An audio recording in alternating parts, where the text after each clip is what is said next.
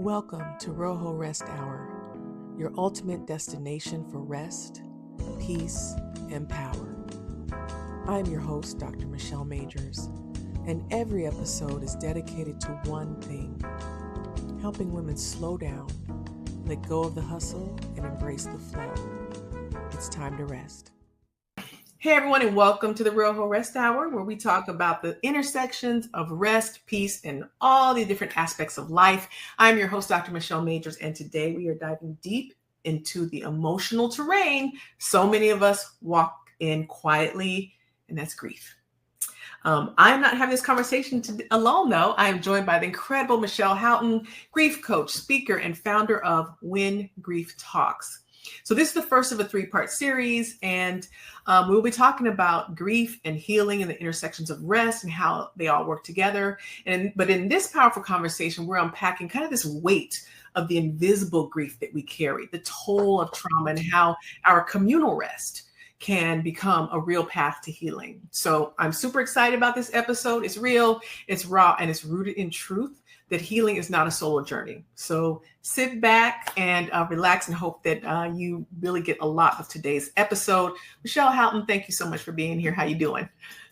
I'm doing great, and thank you for having me. I am excited about having this conversation, and I love how you really shine the light on. We're talking about grieving in silence and inward. And so I'm happy to be a part of the conversation, as that's something, unfortunately, but fortunately, that I specialize in. So I'm ready to have this deep conversation.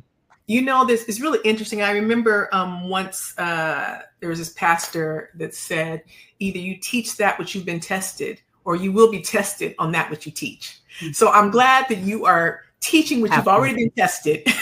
And we're just going to assume that you passed. Look, you got the tests. And what's that? What makes you stronger? What doesn't? You're here. You're stronger. We got the lesson. Thank you, God. Okay. So that's the first thing. The second thing is, when we talk about grief, so many of us, I think we think of an incident or situation, but many of us are grieving the end of what we feel was our country or our safety or the future that we thought we were living into. And so we're grieving in a lot of different ways. So I just didn't want to discount the kinds of ways that we grieve that are that are obvious and subtle, right? But this is a collective kind of thing that's happening right now. And I just wanted to name that. With that said, let's hop into it. I want to start out with, should I call it grief story, or what is your story related to your own grief? Can you share a little bit about what brought you to this line of work? You know what? Once I understood the definition of what grief is and how it correlates with life experiences, it just made me realize that it's just my life story. And it really did help me identify and start understanding how to process this thing called grief, because my life story, it was never spoken about. And that's literally, I always say, was the key. So can I share the definition of grief before we hop in? Please, let's do it. Yeah, so grief, by definition, is the emotional response to losing something that we love. So once I realized that, then it was like, oh, we love so many things in our life. You mentioned the security of being in our country and things that we've thought, and now we're seeing that that's not the way it may appear right now. And now we have lost something that we loved. And then I started to look back at all of my experiences. That was the other thing that made me realize, oh, I need to understand this in order to heal this, because then I understood what beliefs were. Beliefs are the way that we interpret the world. It's our thoughts, how we perceive things. And then when I realized that our beliefs stems from our experiences, wait a second. So if grief is losing, is my emotional response to losing something that I love, I go and that's the correlation. And then emotion is energy in motion. So if this emotion to losing something that I love, I have this energy that I'm feeling that I need to express and process. And if I'm not getting the guidance and understanding of how, then I am stuck on this wheel. So once I understood those things, then I looked at my life. I was raised in a household where children were to be seen and not heard. I grew up being told that I was the child that was not to be even thought of. You know, my mother was fixed. She's already had 3 children. She said, you were not even in my dreams. I wasn't even planning on having you. And I still became a reality. My mother and father were into drugs, and it just wasn't something that was in the books for them. And that was my birth story. My mother and father had a volatile relationship. My mother ended up killing my father in a domestic violence situation. No one ever spoken to me about those situations. So that was my introduction to what grief was. My mother then married my stepfather, who happened to be my dad's best friend. And I am a child in this environment with adult ideas, adult anger, adult real raw feelings to something that was real. And the way that I found out that my mother actually really had a hand in the killing of my father was through a punishment, and it was by mistake.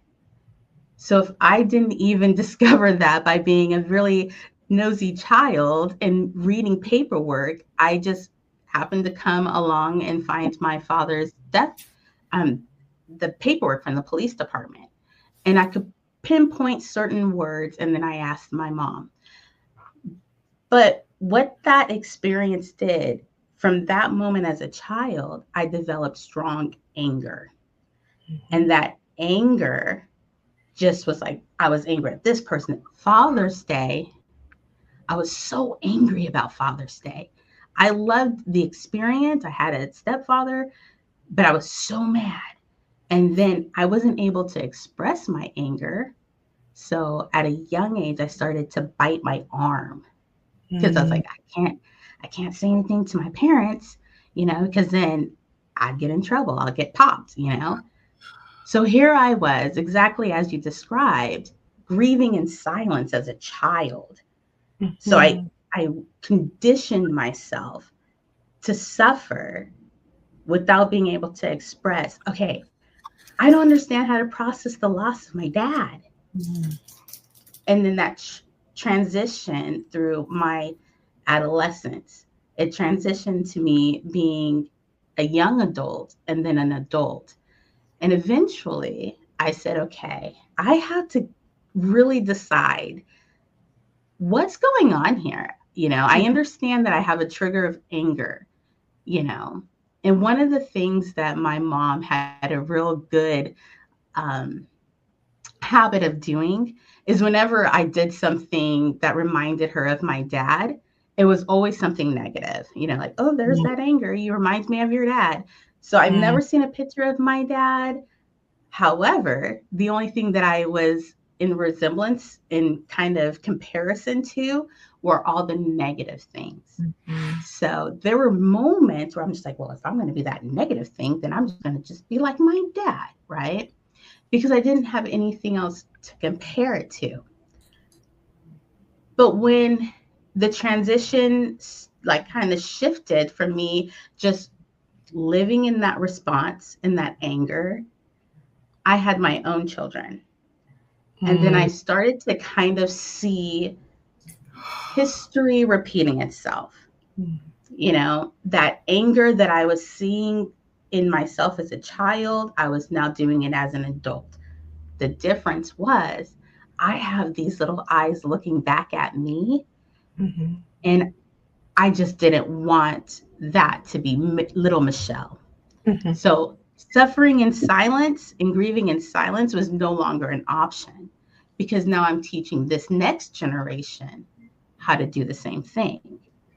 So that's when I really started doing the deep work of, okay, why do I feel this way? And can I be open enough to just ask the questions? Well, you said a lot. Okay, so let me try to go back because there was a lot that was said here. That piece about conditioning yourself to suffer, right? There are so many ways that Mhm. we are conditioning ourselves to suffer. We are taking it in, and we're taking it in for a number of reasons. One, because that's all we know, right? If it took me a long time to figure out when I'm not fighting for something, who am I? When I'm not defending myself, who am I? But so when so much of our life is framed in this traumatic situation, we just become conditioned to navigating trauma and navigating pain as opposed to living life, right? And so one of the ways you said where you were like biting yourself because that was the only way that you could just be with that level of pain. Can you talk about some different ways that, may not be so obvious that we kind of do this? I want to say self-punishment, but because we're conditioned to suffer, can you talk a little bit more about that in different ways that it might manifest? People pleasing, validating other people's opinions, feelings above your own. Mm-hmm. I did that a lot because I felt they were more valuable, whether it be in their desires, pain, it didn't even matter. It could be down to a meal. They were more valuable than myself. And oftentimes you can kind of see if you fit that category, if you just apologize consistently for just being present, being there. If you're in the line, oh, I'm sorry, I'm sorry, I'm sorry, I'm in your way. It's just you're constantly apologizing for just being human. But that is a response. And I myself also fell into that category as well, constantly apologizing for just being surely a person that was existing in a space. And that is something once you start seeing that, like, okay, why am I feeling this way? Why am I apologizing for just looking at cards in the store? Where does this stem from? And it allows us to really just validate and say, you know what, in this moment, I have every right to look at this card, no different than someone walking down. And it's just that moment of validating ourselves. And sometimes we have to do that because our little person, our little Michelle, might not have been validated as a child. So we have to parent our younger selves in that moment because our younger self is showing up. So that is something that I've seen that's not as strenuous, if that makes sense. I have been obsessed with this. What is his name? Andrew Bustamante. Andrew Bustamante is a former CIA operative. And he talks about his time in the CIA, and he talks about how, so now what he does is he teaches business, how to use some of those things that he learned in the CIA for everything from reading people to negotiating to like all of these things.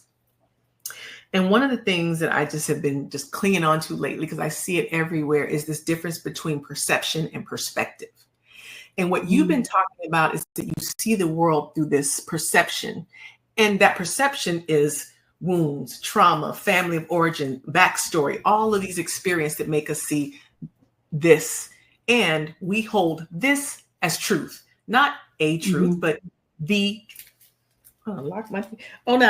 so my newest favorite thing is your color glasses. Girl, I got them in every color. Better get you some. And so this feeling of being able to only seeing the world through this perception.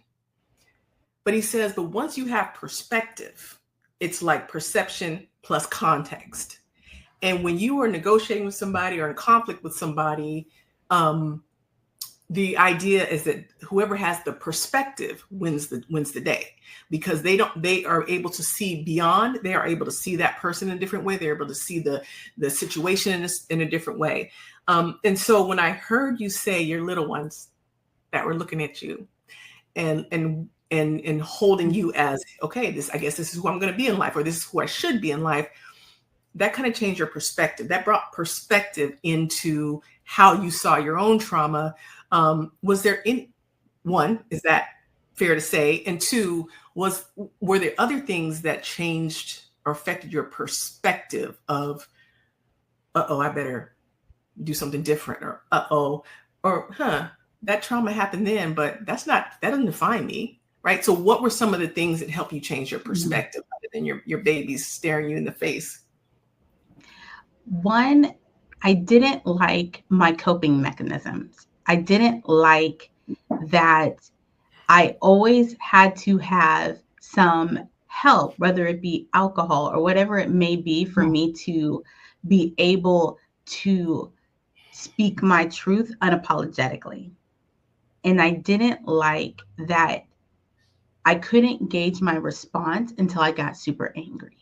Like, I was like, I shouldn't have to be able to articulate my feelings until I got too angry. And then that anger, I knew that anger is it's a stage of grief. So then I just tracked it back. I just allowed myself to be curious. But what really allowed me to dive down deep, because you were talking about perspective, is when you're going inward, that word belief. One day I looked at the word belief and I realized that right in the middle of that word is the word lie. Oh my God. And then I looked into the definition of belief. And the definition is what you perceive to be true, is your statement of truth. And then when I realized that your beliefs stem from your experience, well, if I for so long as a child felt that I was the cause of something, even though that was not true, if I believed that and I told myself that to be a statement of truth, then my thoughts and ideas and my perception of the world is going to correlate with that belief system. And then I realized, I was like, oh, so I can reverse this? I have that power? And that's when I was like, well, let me start looking at everything that I once thought was my fault and look at it from a different perspective. And what that allowed me to do, if we're talking about my childhood, was give me the courage to ask those tough questions with my mom and say, this is how I felt because of this. And sometimes it was received well. And oftentimes I have a Black mom who doesn't like to talk about her past. She's been that way. So as she has gotten older, I've gotten a little bit more. But what it did was allow me to hear it, to see the situation from a different perspective, and then realize that some of the things that I was holding on to, that I was grieving, that I was angry about, that I can process it and let it go. But it was those correlations, but I was holding on to it so dearly because I wasn't forgiving, because I didn't have the answers, but I was repeating it. Now I don't even want to use the word believe anymore. I'm like, it's a lie. But I've always thought that a lot of us don't lean in and confront that trauma because I think we're afraid of our own rage, our own pain of that situation, the amount of work it will take to release it, heal it, right? Who got time for that? Who has time to stop? And Jill Scott said, I don't have time, my schedule for a breakdown. And this is an anticipated breakdown, right? Like when I go in here, I know I'm going to be feeling this or whatever the case may be. I think we just resist it because it is painful and it is hard. And it could take us out if we actually sit with the experience of that trauma. So as a coach, how do you encourage people to lean into that pain, confront it, stare it down, right? And be like, you're not going to take my future too. You took a lot of my past. You're not taking my future. There's a certain resolve in that, but how did you get there? How do you coach somebody through that? One, the reality is it doesn't matter what lane you choose to be on. Every lane's going to be hard. If you want to continue to live the life that's bringing you hardship, I can guarantee you every person that I've coached can give me 100 things presently that they're experiencing in that moment that is hard. I think what we miss is the healing journey could be hard, harder, and hardest. And I often speak about this. The hard part is going through the experience the first time, living through that experience. That is the hard part. The harder part is when you wake up the next day from that experience that you just went through and realize that the world continues to spin. And there may be some people that are concerned about what happened to you that day, but the majority of the world continues to spin. And now you have to figure out how to be in the world when you just went through this experience. That is the harder part. And the hardest part is having the courage to now go back to that hard experience that you went through. Talk about it. Take what you need presently, the lesson, and then let go of the things that no longer serve you and give that forgiveness and release. That's the hardest, because now you're going to have to go back and do the work. But when you do it from a place of being curious and not judgmental, you're not going to be able to do a lot of things from the place of being judgmental. You're not going to be able to heal. The body doesn't heal that way. It's just not going to work. But when you're curious, then you're able to do some things. I'm not saying you have to be right. Just be curious. How many things have you been able to do in your life by just being curious about it? And that's where we need to get. So when I'm coaching someone and they're saying, well, Michelle, I don't know. Well, I understand you're feeling that way. But if we look at it from a curious perspective, if you could do without limitations, and just being curious about it. If it works, it works. If it don't, it don't. What did you learn from it? Would you do it? And would it align with what you want in your life? Because we carry on a lot of the disappointment, all the guilt, and these are low vibrational feelings and emotions. So when we look at, okay, if you can replace that guilt with joy, what does that look like for you? And then focus on that. That's just those small, consistent steps. It's not about creating a mountain in one day. We're not going to be able to do it.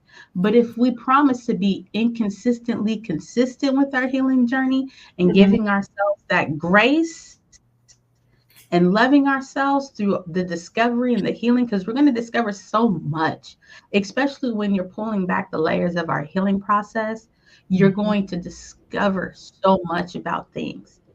And allow yourself to do that and treat it like a baby. Don't let everyone into your healing journey, because there's naysayers and everything.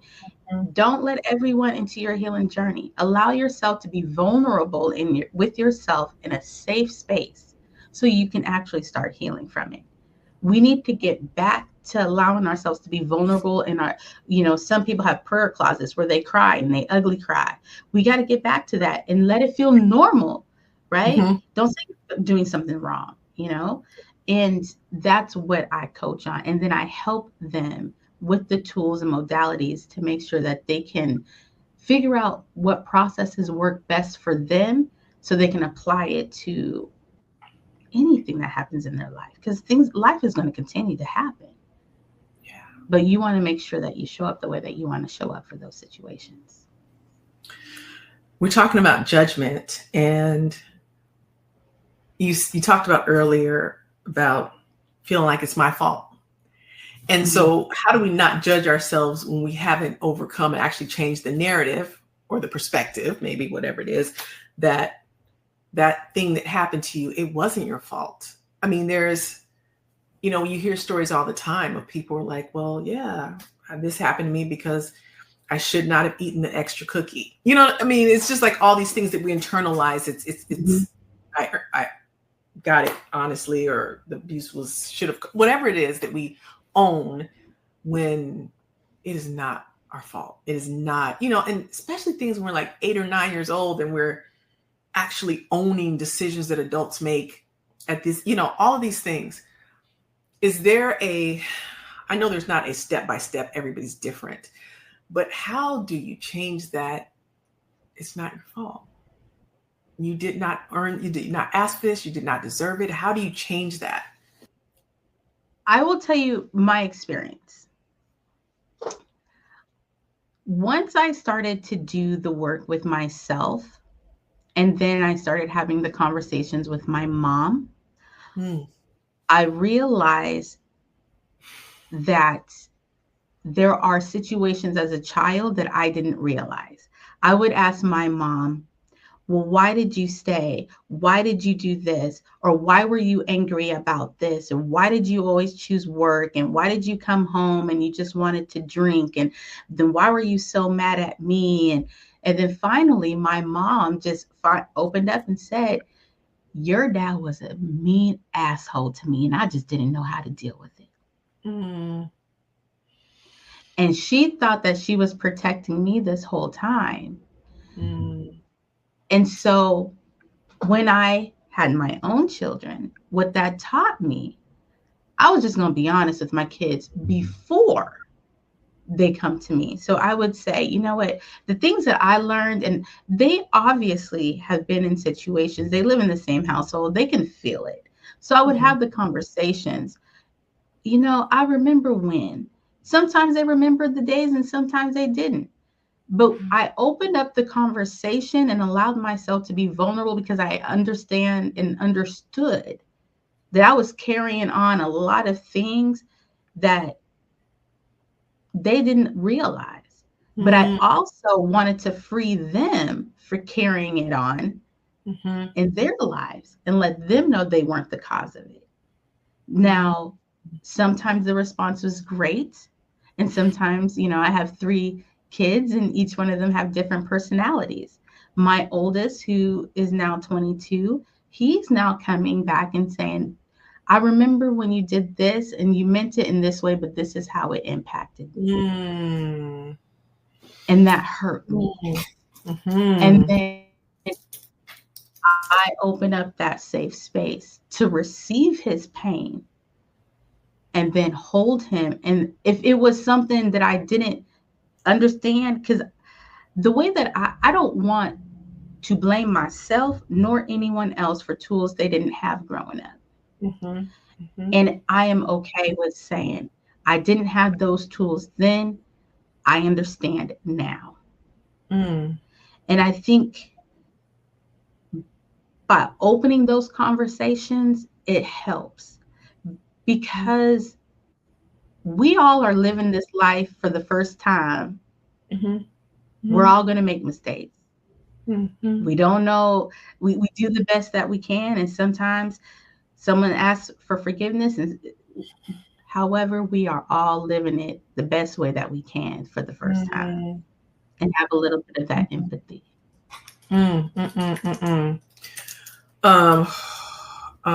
So 2 things I heard from that. One is,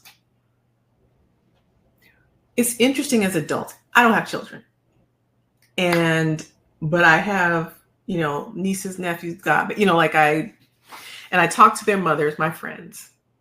And one of the things that I hear them kind of come back to is, I don't want my children to have to caregive for me. When we don't move in life in a way that's free and liberated, they see our brokenness and they do that. We go into protection.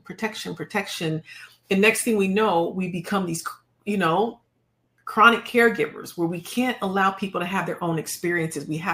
So we learn very early to see pain and move into it and manage it in a certain way and take it away from people and then own it. And then, right. And that's when we become now prisoners to that piece where you're just kind of going as an adult and you're trying to figure it out and your heart is broken and you don't know that you're putting that on your kids. Like I was that person where I had to then I had to shield my mom and do all these other things that I felt that I could see and I did not want her to hurt. Right. So that's the first thing. I think we put our children inadvertently in these positions where they then become caregivers. The second thing is, you know, my mom had me when she was 21. Think about what I was doing when I was 21. I didn't know. look, 31, I was still trying to figure it out. Right. And so Right. like, and 41, don't play. But we hold our parents to these standards in these ways that is so unrealistic, right? Mhm. And so I think that piece that you're talking about, Michelle, is that vulnerability. You lean in and say, hey, I didn't get it right all the time, or I'm gonna get ahead of this before you can say it, I'm gonna own it.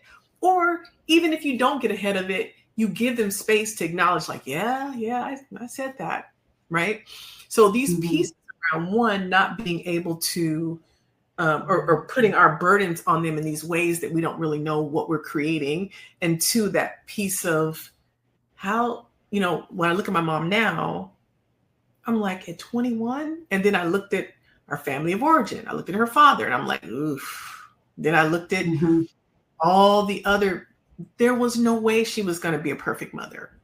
Right. And Mhm. so I think as humans or as children, we need to like start figuring out where we can find that grace. Now, I'm not saying that people get abused and grow up in very harsh conditions. And you have to navigate, that's your journey. But there are a lot of times where some of the stuff was, I wanted her to come to my games more, or I wanted her to say, I love you more, or to hug me more, or acknowledge this or that. And we really hold them kind of hostage and prisoner to these ideals that they didn't have the tools or the resources to do anyway. So what is your thoughts about any of those in terms of how you walk people through, like how to release folks who in their own brokenness did what they did? Boundaries. Oof, I love a good not the B boundary. word, girl, not the B word. Ooh. And this boundaries is something that even in my own personal experience, my mother doesn't like, people that I love don't like. But boundaries, once I realize that I can use them, if you're going to be saying no to something. So either Mhm, you're going to be saying no to yourself or you're going to be saying no to them. You're going to be saying no to something.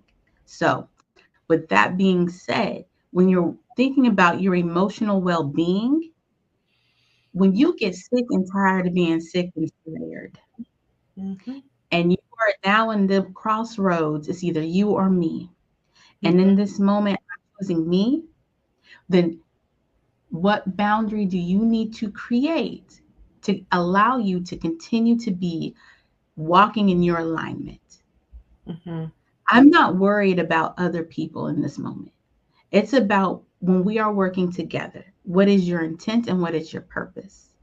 mhm. One of the things that I had to even coach myself and my clients through is creating boundaries when you know that you're going to upset someone, whether it be your mom, your grandmother, or your father, and holding steadfast to those boundaries. That's right. Mhm, It's not easy, mhm. but again, it's about what are you willing to say no? Who are you honoring? And I have a whole week where we just talk about honoring. Are you going to Mm. honor yourself? Are you going to honor them? Hmm. And it's freeing. To me, I feel it's liberating and it's freeing. Mhm, mhm. So many things to that. Yeah, I'm like, thank goodness it's a three-part series because oh my goodness. So next time we're going to be talking about our trauma teaches us how to fight. Mm, Resting and healing teaches us how to be, how to just start that healing process, right? And so how do we make that transition as natural born just fighters? And you know,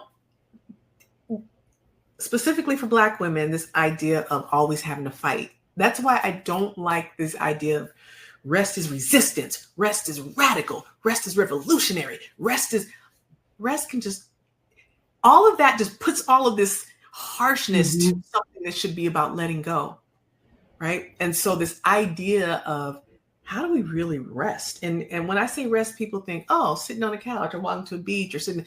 No, when I say rest, I mean that spiritual piece where we're just letting, we're resting our spirits from so much going on. We're resting long enough to be able to say, I'm okay. And Absolutely. if I'm okay, then all the things that have happened to me through this part, I can look at those things as part of this moment of being okay, right? All of the stuff that's happened.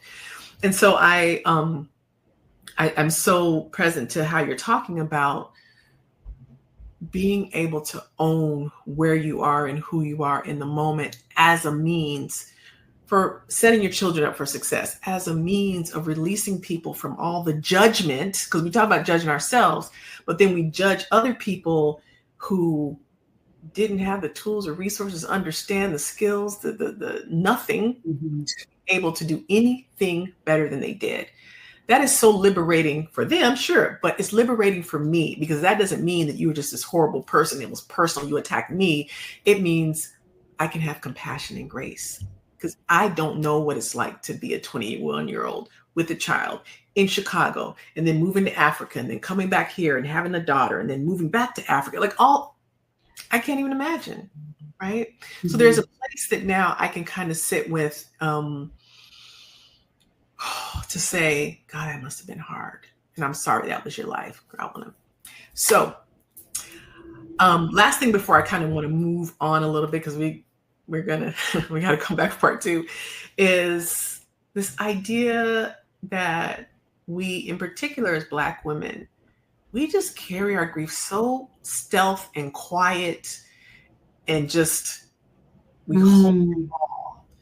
we hold it all, and we don't feel it's good to talk about it. It serves any purpose to talk about it. You said your mom's like, I'm not trying to talk about that. Mm-hmm. What do you think is it about Black women in particular that we don't go to therapists? We don't talk about this in open spaces, so that when Michelle tells her story, I can go, oh, me too. So you feel like you're just all alone because you don't have that person to reflect what your experience is. Okay, go.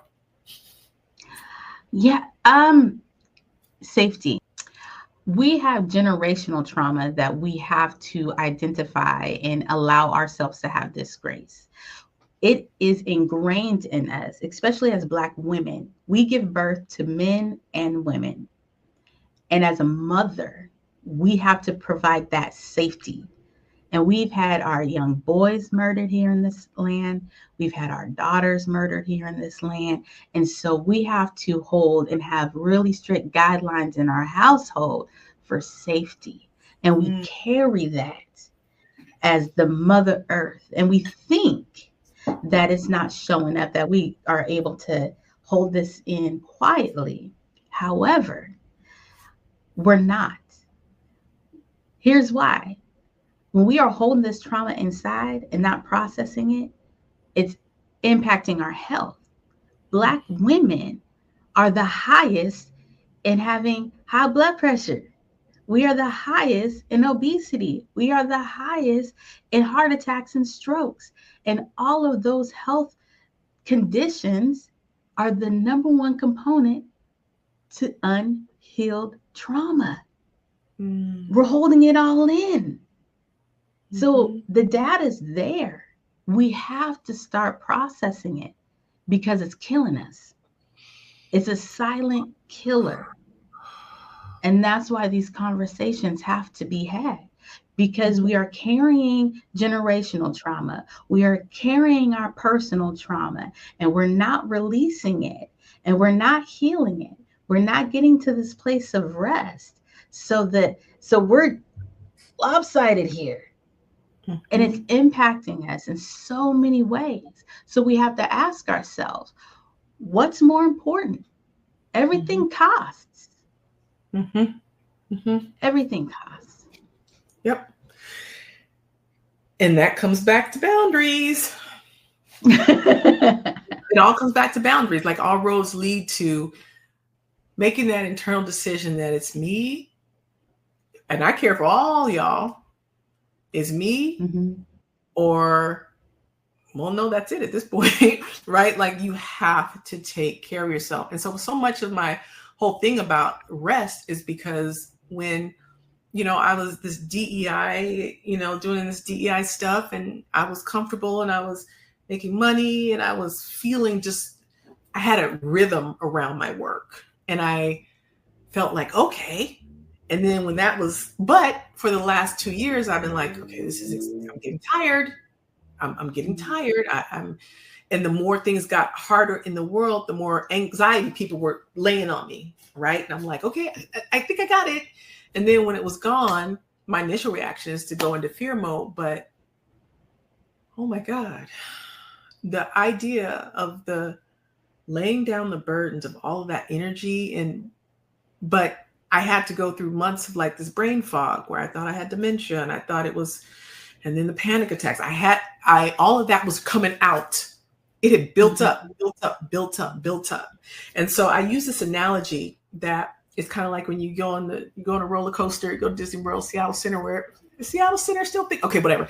Go to Disney World or wherever, and you're on you get in and you're going up the hill, and you start because you're about to do that thing, right? And so you get up and you're imagine just staying there, and that's your normal, and you're just constantly like